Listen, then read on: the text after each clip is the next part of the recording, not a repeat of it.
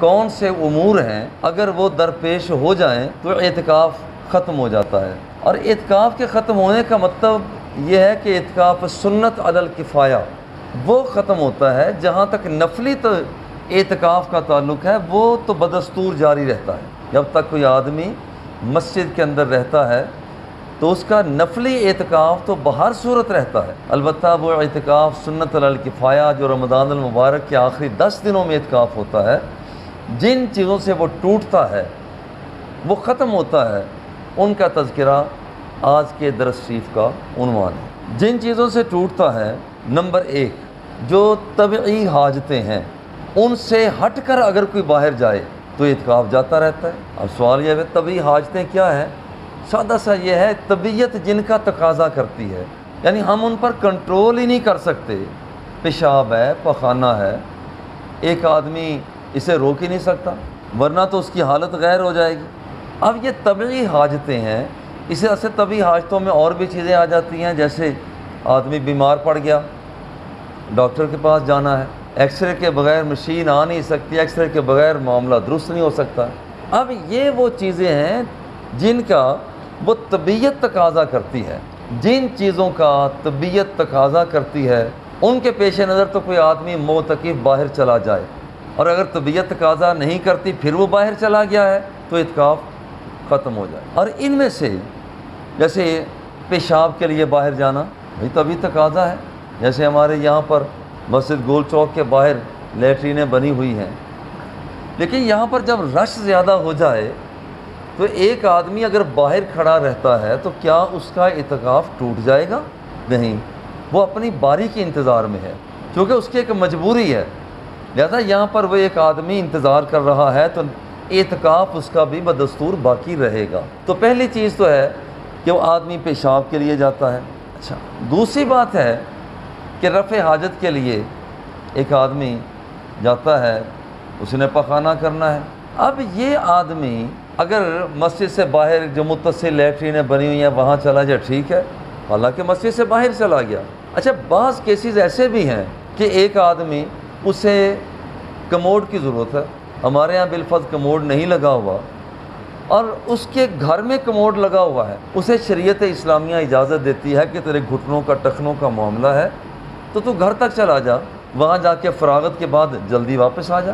اور اگر یہاں کموڈ لگا ہوا ہے اور پھر وہ جاتا ہے تو پھر درست نہیں ہے، اعتکاف ٹوٹ جائے گا۔ مگر یہاں بھی بعض لوگوں کو اجابت کے لیے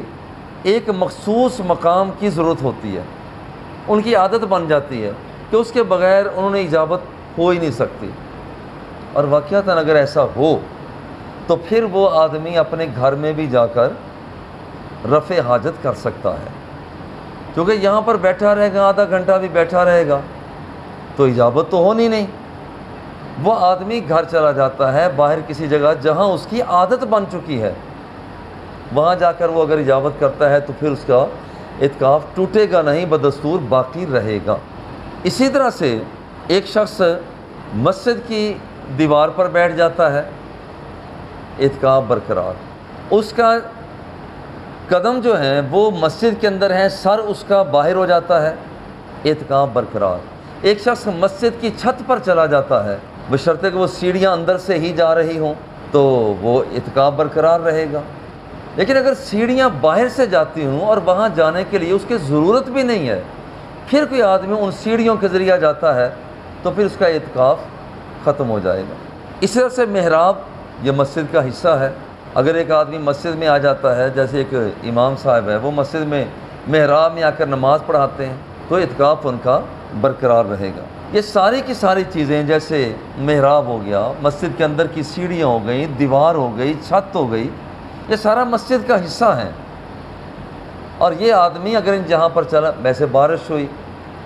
اور وہ اوپر چھت پر جا کر وہ پانی کو پھیلانا چاہتا ہے، آگے بڑھانا چاہتا ہے، وہ پرنالے تک لانا چاہتا ہے تو کوئی حرج کی بات نہیں ہے۔ تو سیڑھیاں مسجد کے اندر سے وہ اوپر چڑھیں تو پھر اوپر چھت پہ جانے میں بھی کوئی حرج کی بات نہیں ہے۔ باہر جانے کے حوالہ سے اسی طرح سے ایک بندہ اعتکاف کی حالت میں ہے، افطار اس نے کرنا ہے، سحری اس نے کرنی ہے، مگر اس کو کوئی کھانا لانے لے جانے والا ہے نہیں، اسے خود ہی یہ سروسز پیش کرنا پڑیں گی، تو یہ آدمی اگر گھر میں چلا جائے، گھر سے سامان بھی لے آتا ہے، تو اس کا اعتکاف پھر بھی برقرار رہے گا، کیونکہ یہ طبی حاجات میں ہے، اس کے بغیر تو چارہ نہیں ہے۔ کس آدمی سے یہ کہے گا، کون روزانہ اس کی بات مانے گا؟ گھر میں جائے، وہاں پر سامان لے کر واپس آ جائے، تو اس کا اعتکاف برقرار رہے گا۔ بالکل اسی طرح سے ہی اگر کوئی خاتون خانہ، اس نے اپنے گھر کا ایک حصہ اس نے مقرر کر لیا ہے، وہیں پر اعتکاف کی حالت میں ہے، اگر یہ خاتون اس کو کوئی کھانا پکانے والا نہیں ہے، یہ کچن میں چلی جائے، وہاں پر کھانا بناتی ہے، وہاں پر وہ سامان لے کر آ جاتی ہے، اب یہاں پر اس کا بھی اعتکاف برقرار ہے، مگر یہ کھانا اتنی سی مقدار کا بنایا جائے کہ وہاں پر اس کے لیے زندہ رہ لینے کے لیے کافی ہو۔ اور اگر کوئی خاتون اٹھے اور وہاں وہ پکوڑے بنا رہی ہے، سموسے بنا رہی ہے، کسٹرڈ بنا رہی ہے، وہ بریانی بنا رہی ہے، مرغ متنجن بنا رہی ہے، اس کا مطلب ہے کہ یہ اپنی ضرورت کی وجہ سے کچن میں نہیں ہے، ضرورت سے زائد وقت گزار رہی ہے، لہذا اس کا اعتکاف باقی نہیں رہے گا۔ اسی طرح سے جو شخص اپنے گھر میں جا کر اپنا ساز و سامان لانا چاہتا ہے، وہ اتنا سا ساز و سامان کہ جس کے ساتھ وہاں پر اس کا روح اور بدن کا رشتہ برقرار رہتا ہے، مناسب سا سامان وہ لائے۔ اور اگر گھر میں جا کر اتنا مصروف ہو جاتا ہے کہ جن چیزوں کی ضرورت نہیں ہے، یہ وہاں جا کر ان چیزوں میں مصروف ہو گیا، پھر اس کا اعتکاف باقی نہیں رہے گا۔ البتہ ایک یہ بات ضرور ہے، اگر ایک آدمی گھر جا رہا ہے افطاری کا، سحری کا سامان لینے کے لیے، یا گھر جا رہا ہے رفع حاجت کے لیے، راستے میں کوئی آدمی مل جاتا ہے، کہتا ہے السلام علیکم، جی ہاں، یہ وعلیکم السلام کہہ دے، کوئی حرج کی بات نہیں۔ از خود چلتا چلتا کسی کو السلام علیکم کہہ دے، جی کوئی حرج کی بات نہیں۔ کوئی بیمار پڑا ہوا ہے، جاتے جاتے اس کو بھی پوچھتا ہوا آگے بڑھ گیا، رکا نہیں ہے، کوئی حرج کی بات نہیں۔ لیکن اگر یہ آدمی ایسی زائد راستے میں لوگ بیٹھے ہوئے ہیں، جیسے چوراہوں پر بیٹھ جاتے ہیں، یہ جا کر وہاں ان کے ساتھ، ساتھیوں کے ساتھ مل بیٹھ کر باتیں کرنے لگ گئے، اب اس کا اعتکاف ٹوٹ جائے گا، باقی نہیں رہے گا۔ بالکل اسی طرح سے ایک بات تو یہ ہے کہ ایک آدمی باہر نہیں جا سکتا، ہاں طبی حاجت ہے تو باہر جا سکتا ہے۔ بالکل اسی طرح سے اس نے غسل جنابت کرنا ہے، جو واجب غسل ہے، اس کے لیے بھی وہ جا سکتا ہے، مگر وہ غسل جو اس نے ٹھنڈک کے لیے کرنا ہے، ہاں اگر تو اس کے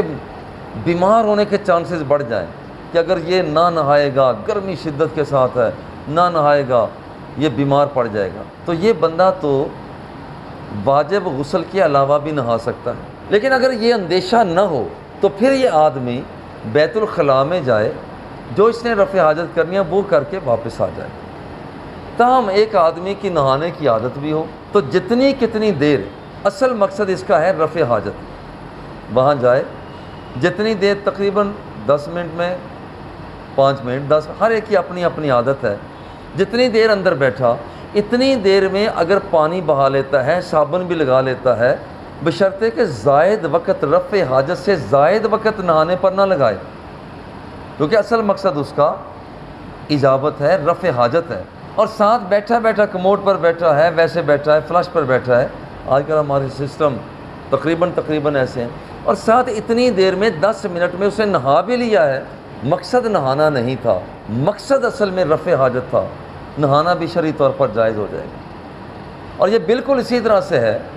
کہ ایک آدمی اپنا کھانا لینے کے لیے گھر جا رہا ہے، کسی کی عیادت کرنا مقصد نہیں ہے، راستے میں کسی کو السلام علیکم کرنا مقصد نہیں ہے، مگر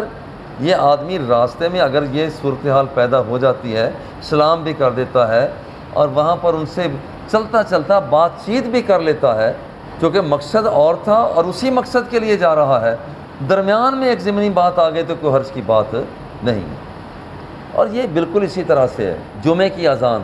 ہو جاتی ہے، جسے آج کل ہم دوسری اذان کہتے ہیں، وہ اذان ہو جاتی ہے، ایک آدمی گھر سے ساج کر کے گھر اور مسجد کی طرف آ رہا ہے، اور اس وقت کاروبار کرنا ناجائز ہو جاتا ہے۔ اگر ایک آدمی آتے آتے 2 دوست آ رہے ہیں اور راستے میں کاروبار بھی ہو جائے تو شرعی طور پر یہ جائز ہو جائے گا، کیونکہ مقصد اس کا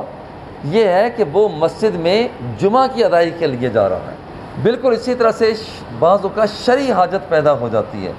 اس کے لیے بھی مسجد سے باہر جا سکتا ہے۔ مثلا اس آدمی نے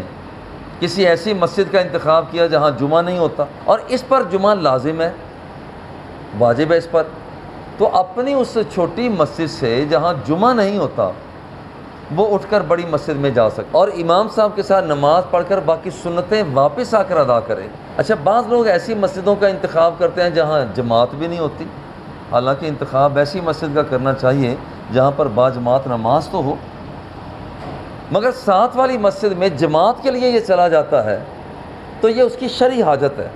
تو شرعی حاجت کو پورا کرنے کے لیے یہاں پر یہ وہاں جا سکتا ہے۔ یہی وجہ ہے کہ یہ نماز جنازہ میں شامل نہیں ہو سکتا، کیونکہ یہ ہے فرض کفایہ کہ اگر محلے میں سے کسی ایک آدمی نے بھی نماز جنازہ ادا کر لی ہے تو رب ذوالجلال قدرت فطرت اس بندے سے نہیں پوچھے گی کہ تو نے جنازہ کیوں نہیں پڑھا، لہذا یہ اعتکاف توڑ کر نہیں جا سکتا ہے۔ اور یہ سمجھے کہ میں اعتکاف کی حالت میں ہی ہوں تو اعتکاف کی صورت میں یہ باہر نہیں جا سکتا۔ اسی طرح سے تیسری چیز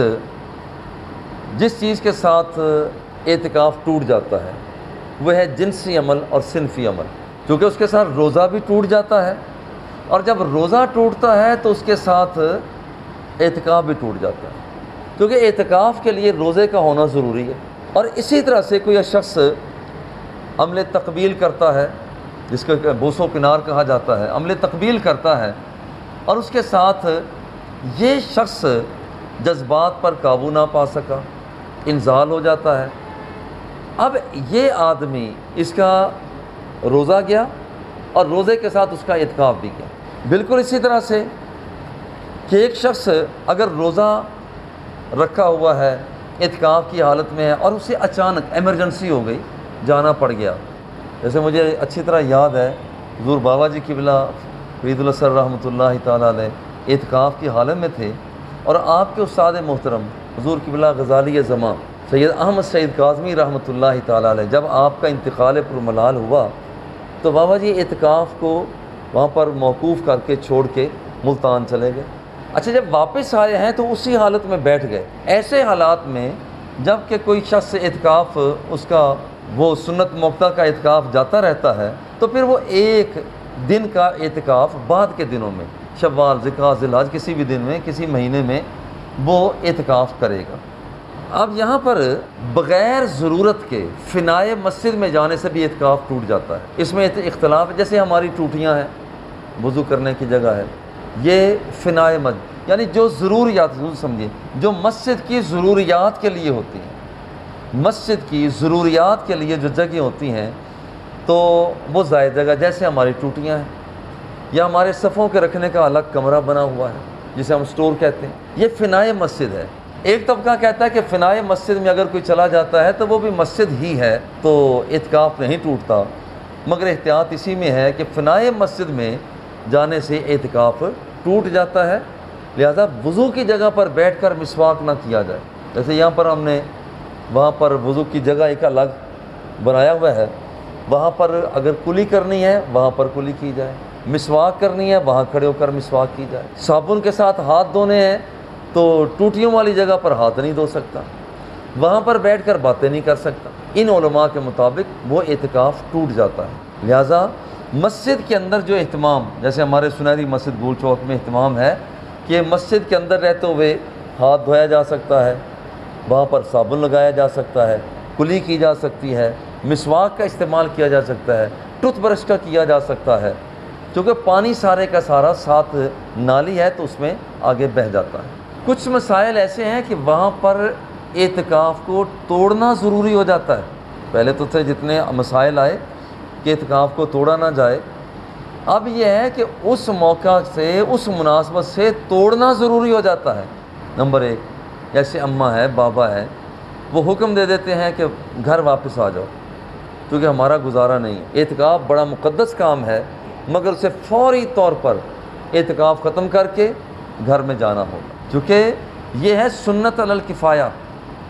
اور اماں کی بابا کی بات کو ماننا یہ فرض ہے۔ اور جب دونوں چیزیں آپس میں ٹکرا جائیں، سنت اور فرض واجب ٹکرا جائیں، تو فرض اور واجب کو ترجیح ہوا کرتی۔ بالکل اسی طرح سے پتہ چلتا ہے کہ یہاں جہاں پر بھئی آپ اعتکاف میں بیٹھے ہوئے ہیں، کوئی کہتا ہے بھئی اب چھت گرنے کے قریب ہے، بھئی فوری طور پر باہر چلے جاؤ۔ اگر ایک ایسا خدا نخواستہ زلزلہ آ گیا اور اسے ہے کہ اب میں اگر یہاں پر بیٹھا رہا تو چھت کمزور ہے، گر جائے گی، وہ فوری طور پر باہر چلا جائے۔ اسی طرح سے اگر آگ لگ گئی ہے، اگر یہ باہر نہیں جائے گا تو آگ اسے اپنی لپیٹ میں لے لے گی۔ جیسے کارپیٹ بچھے ہوتے ہیں، اسے آگ بڑی جلدی لگتی ہے، بہت جلدی سے پھیلتی ہے، تو فوری طور پر اسے باہر چلے جانا چاہیے۔ اسی طرح سے خدا نخواستہ وہاں پر سیلاب آ گیا، اب اگر یہ بندہ مسجد سے باہر نہیں نکلتا تو یہیں پر مسجد کے اندر ہی سیلاب کی نظر ہو جائے گا، مر جائے گا۔ اس کو اعتکاف توڑنا ہوگا۔ یا کوئی آدمی، جیسے ہم یہاں پر کھڑے ہوں تو سامنے بازار نظر آتا ہے، ہم دیکھتے ہیں کہ ایک آدمی، اگر اعتکاف والے آدمی نے اسے نہ بچایا، یہ نابینا ہے، تو یہ بندہ گر جائے گا، کنویں میں گر جائے گا، ایکسیڈنٹ ہو جائے گا، یہ برباد ہو جائے گا۔ وہ آدمی فوری طور پر اس آدمی کو بچانے کے لیے چلا جائے۔ ایک آدمی کو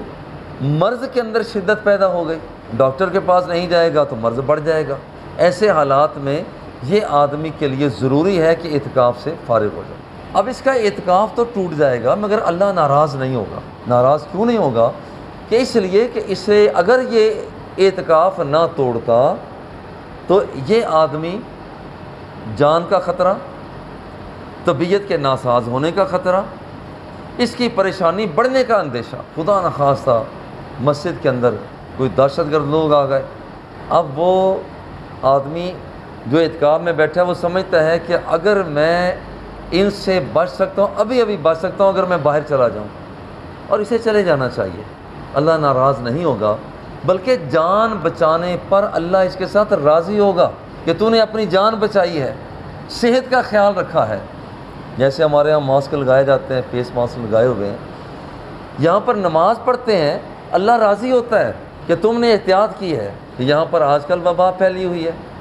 کووڈ-19 کا زمانہ سمجھیے، تو ایک آدمی اگر نماز بھی یوں پڑھتا ہے، حالانکہ منہ لپیٹ کر نماز پڑھنا ممنوع ہے کہ الفاظ کے اندر کمزوری پیدا ہو سکتی ہے، صحیح الفاظ بن نہیں سکتے،